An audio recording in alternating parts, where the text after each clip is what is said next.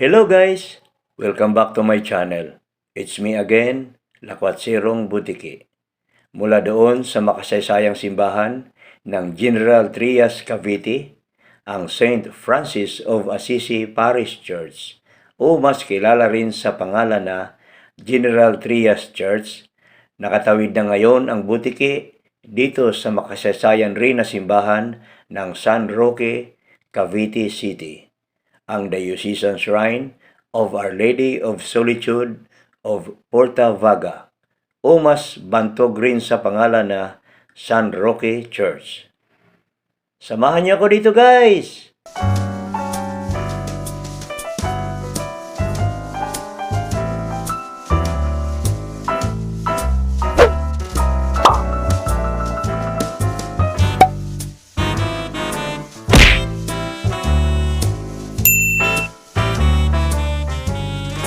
San Roque lies at the southern part of what was once known as the walled city of Cavite. When the Spaniards came in 1571, they found the place forested and swampy. Its location was very strategic for trade since it was surrounded by water. This must be the reason why many Chinese used to visit the place. In 1573, when the Chinese pirate Limahong was being chased by the Spaniards, he retreated to the northernmost portion of San Roque. This is presently known as Sangley Point. In 1614, when the province of Cavite was given a politico-military government, San Roque was created as an independent pueblo.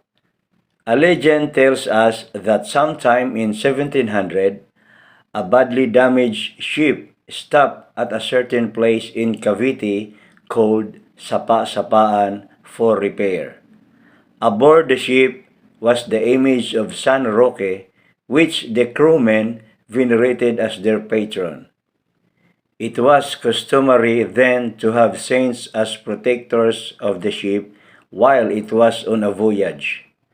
Before the work began, the captain of the ship ordered that the image of San Roque be deposited in the Nipa chapel of the town. At the time, the patroness of the town was Santa Margarita. After the ship had been repaired, the captain asked the workers to bring back the image to the ship. To their surprise, the crewmen found out that they could not move the image even an inch from each place. They informed the captain of their strange experience. Thus, they left the image in the chapel. The news spread around the town, and from the time on, San Roque was venerated as the patron of the place. The town was renamed after him. According to Don Gervasio Pangilinan, a local historian, an old legend tells us that a grand temple was built in 1725. Together with San Roque, the miraculous image of the Nuestro Padre Jesus Nazareno was also venerated. The Honorable Baron of Millville financed the construction of the church. Today, the thick walls of the nave of San Roque reminds us of the one built during the early years of the century. San Roque Church, also called the Diocesan Shrine of Our Lady of Solitude of Porta Vaga, is a Latin Rite Catholic church in Cavite City. San Roque Church is most known for enshrining the image of Our Lady of Porta Vaga, one of the most venerated Marian images in the Philippines. The image is so revered that in 1978, Pope John Paul II canonically crowned the icon as the Queen of Cavite. In the same year, it was declared a national cultural treasure by the National Museum of the Philippines. In March 1984, The icon of Our Lady of Porta Vaga was stolen from its altar. Locals say that it rained continuously until the mayor found the icon at an antique shop in Cebu. It was recovered on the Feast of Assumption on August 15, 1984. During the Spanish colonial period, Cavite was a thriving port town and walled settlement similar to Intramuros. Because of its strategic location, several different religious orders set up churches, convents, and hospitals in the cosmopolitan town. At one point, the fortified town contained 8 churches: San Pedro, Agustinian; San Diego, Franciscan; Nuestra Señora de los Remedios, Agustinian; Nuestra Señora de Loreto, Jesuit; Santa Monica, Recollect; San Pedro Telmo, Dominican; San Juan de Dios, Saint John of God; and Nuestra Señora de la Soledad de Porta Vaga, La Ermita. However, during World War II, the historic city was flattened by bombing, and most of the structures were destroyed.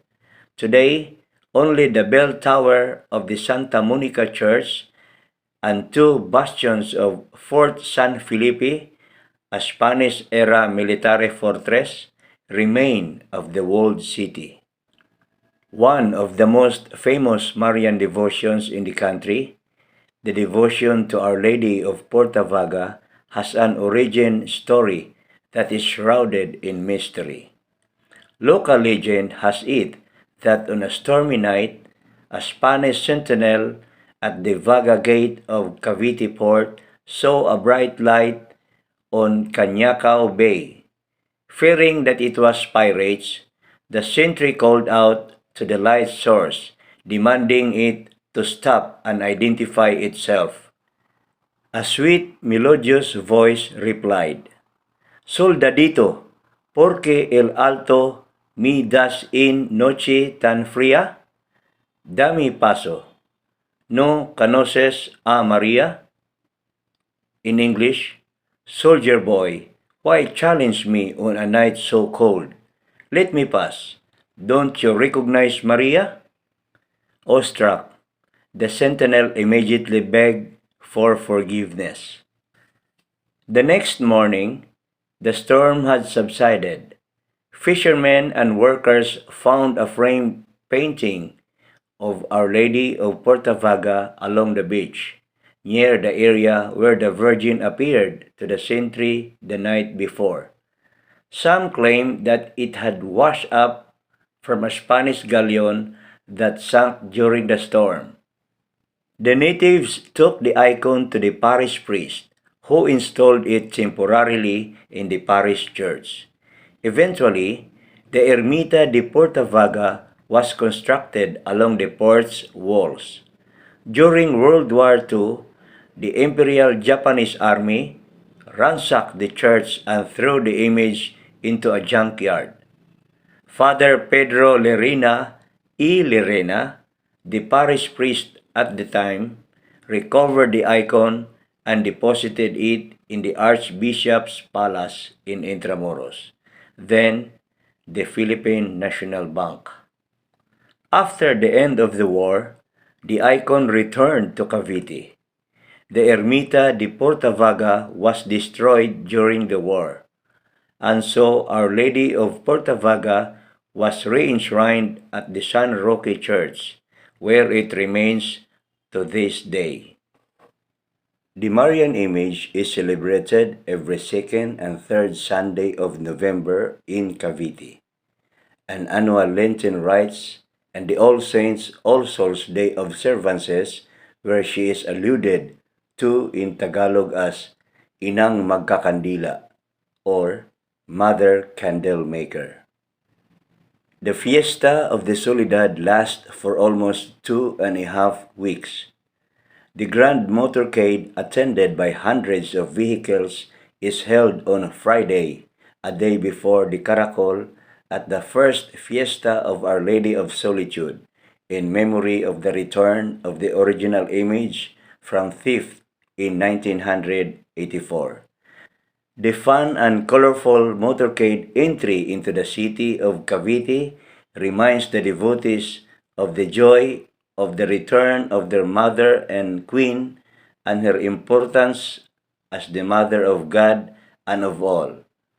At the sound and accompaniment of cheerful music, colorful balloons, banners, and confetti, the motorcade makes its way to San Roque Church.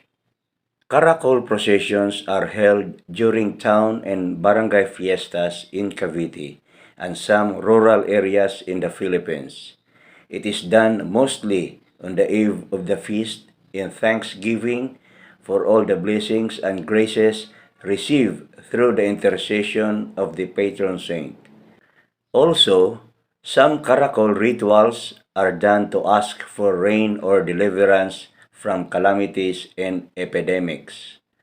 Caracol, which is a species of a snail, refers to the snail-like dance done during these celebrations. It is a fun tradition that dates back from the Spanish era and is still in practice to the present within the province. In Cavite City, the caracol has two parts as follows: Caracol de la Tierra and Caracol del Mar. Caracol de la Tierra or the Caracol sa Lupa is the usual caracol procession done as in most communities in Cavite. The Caracol del Mar or Caracol sa Dagat is a fluvial procession wherein the image of the Virgin is brought back to the open waters of Manila Bay where she was found floating in the year 1667. It is also done to ask for her blessing since Cavite City has fishing as one of its main sources of livelihood.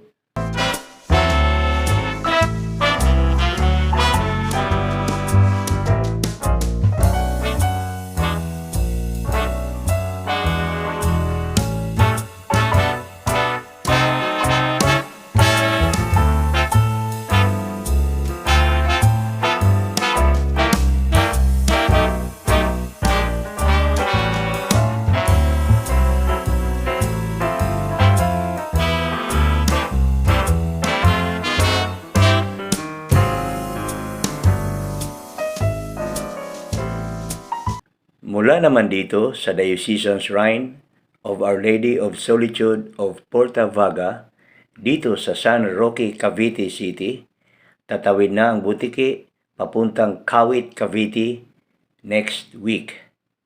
Isang makasaysayang simbahan ang pupuntiryahin ko doon, ang Saint Mary Magdalene Parish Church o mas kilala rin sa pangalan na Kawit Church. Abangan nyo ko doon guys!